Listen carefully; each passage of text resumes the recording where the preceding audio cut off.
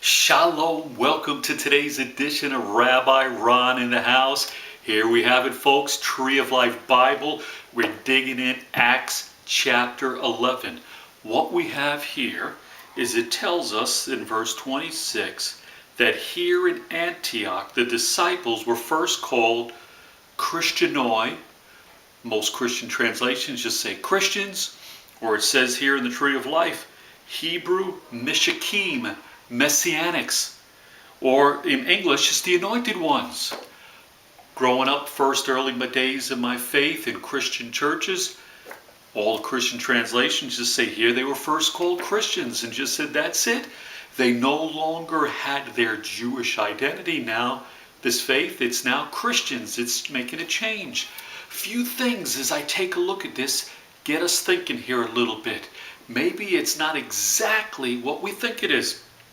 Earlier in the chapter, it tells us that when people started going and traveling due to persecution and left Jerusalem, it says that they got to Antioch telling the message only to Judeans, only to Jews. So first when they got there, they still kept it to just sharing the good news with Jews.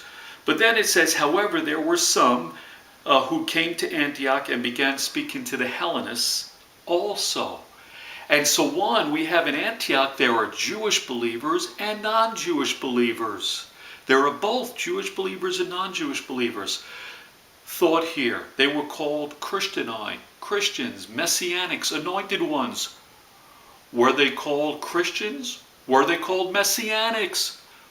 Which one? Huh? See, we just have been told they're called Christians. But maybe there is a chance they were also called Messianics. Possibility. I want you to think about the scriptures when you read it. Give it some thought. See what you think.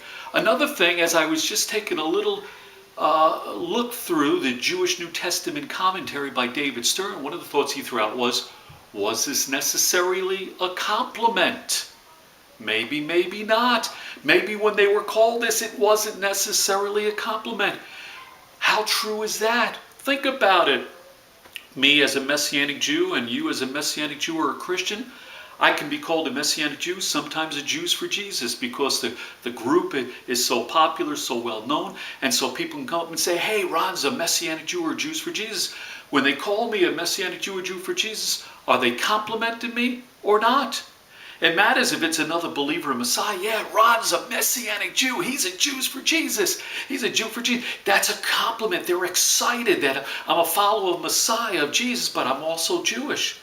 Then again, you get other people that they've been talking with me. Someone else comes over and they'll say, oh yeah, Ron, he's a Messianic Jew. Oh, he's a Jew for Jesus.